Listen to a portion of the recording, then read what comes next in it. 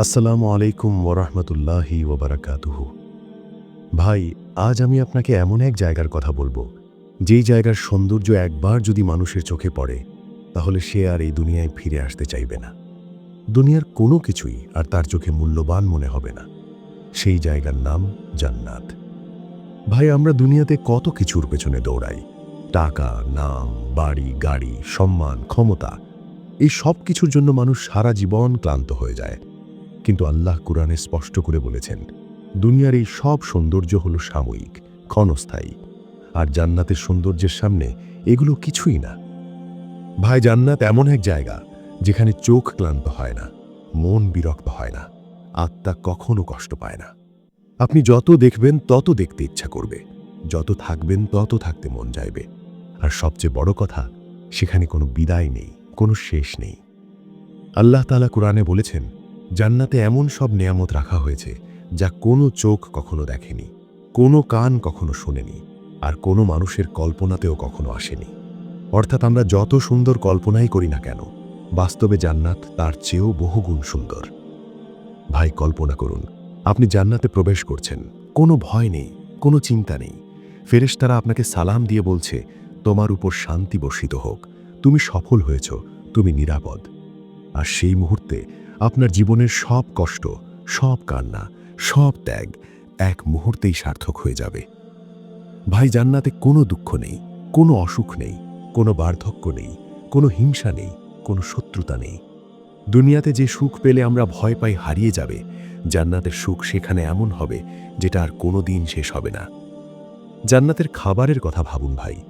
দুনিয়ার খাবারে আমরা একসময় বিরক্ত হয়ে যাই, কিন্তু জান্নাতের খাবার যতবার খাবেন ততবারই নতুন স্বাদ পাবেন।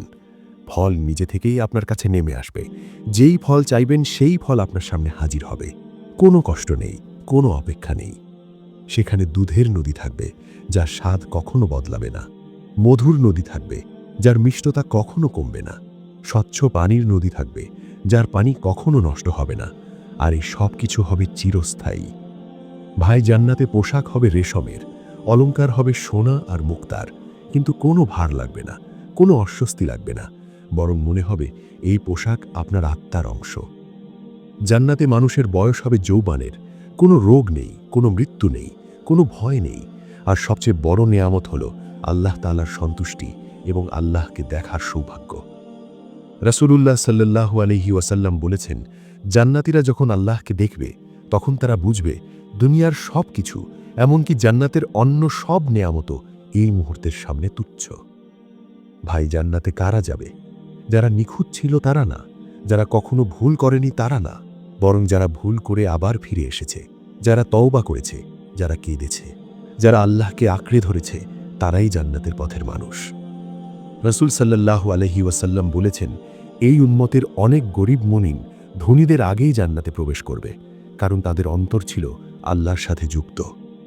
ভাই, জান্নাত এমন এক জায়গা যেখানে কেউ আর বলবে না আমাকে দুনিয়ায় ফেরত পাঠাও, বরং সবাই বলবে, হে আল্লাহ, আমাদের এখানেই চিরদিন রাখো। আজ যদি এই কথা শুনে আপনার দুনিয়ার মোহ একটু কমে, গুনাহের ভয় একটু আসে, নামাজে মন বসে, চোখ ভিজে যায়, তাহলে বুঝবেন আল্লাহ আপনাকে জান্নাতের পথে ডাকছেন। ভাই, জান্নাতের সৌন্দর্য একবার দেখলে কেউ আর ফিরে আসতে চাইবে না। কিন্তু সেখানে পৌঁছতে হলে এই দুনিয়ায় কিছু ত্যাগ করতে হবে, কিছু লোভ ছাড়তে হবে, কিছু অহংকার ভাঙতে হবে। ভাই, একটু কল্পনা করুন, এই দুনিয়াতে আমরা কত কিছুর জন্য ছুটে বেড়াই। একটু আরাম, একটু শান্তি, একটু সুখ, এই তিনটার জন্য মানুষ সারা জীবন লড়াই করে। কিন্তু জানেন কি, এই দুনিয়ায় আমরা যাকে সুখ বলি, জান্নাতের সুখের সাথে তার কোনো তুলনাই হয় না। রাসূল সাল্লাল্লাহু আলাইহি ওয়াসাল্লাম বলেছেন, জান্নাতে এমন নিয়ামত আছে যা কোনো চোখ কখনো দেখেনি, কোনো কান কখনো শোনেনি, আর কোনো মানুষের হৃদয় কল্পনাও করতে পারেনি। অর্থাৎ ভাই, এই একটা হাদিসই যদি মানুষ বুঝে ফেলত, তাহলে দুনিয়ার জন্য মানুষ আর পাপের দিকে ছুটত না। জান্নাতে এমন সৌন্দর্য থাকবে যেখানে ঢোকার পর মানুষ বলবে, হে আল্লাহ, আমাকে আর কখনো দুনিয়ায় ফিরিয়ে নিও না। এখানে কোনো ক্লান্তি নেই, কোনো ভয় নেই, কোনো কান্না নেই, কোনো কষ্ট নেই। এই দুনিয়ায় আমরা হাসি, কিন্তু হাসির আড়ালেও কষ্ট থাকে। জান্নাতে হাসি হবে যার পেছনে কোনো দুঃখ নেই। ভাই, জান্নাতের মাটিও হবে মুস্ক আর জাফরানের। পথ দিয়ে হাঁটলে পায়ের নিচে ধুলো উঠবে না, বরং সুগন্ধ ছড়িয়ে পড়বে।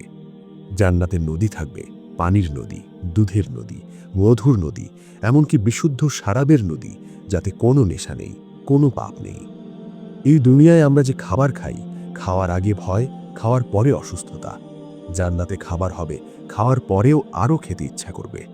ফল থাকবে এমন, যে ফলের নাম আমরা দুনিয়ায় জানিই না, যে ফল হাতে নিলেই আল্লাহর শুকরিয়া বেরিয়ে আসবে। আর জানেন কি ভাই, জান্নাতে কেউ একা থাকবে না। সেখানে থাকবে বাবা মা, স্ত্রী, সন্তান, প্রিয় মানুষ, যাদের দুনিয়ায় রেখে আসতে আমাদের বুক ফেটে গিয়েছিল। আর সবচেয়ে বড় নেয়ামত কি জানেন? জান্নাতে আল্লাহ নিজেই বান্দাদের সাথে কথা বলবেন, সালাম দেবেন, হাসি মুখে বলবেন, আমি তোমাদের উপর সন্তুষ্ট। এই কথাটা শোনার পর কেউ আর জান্নাত ছেড়ে কোথাও যেতে চাইবে? ভাই, দুনিয়ায় যদি কেউ জান্নাতের এক ঝলকও দেখে ফেলে, তার আর কোনো ইচ্ছাই থাকবে না ফিরে আসার।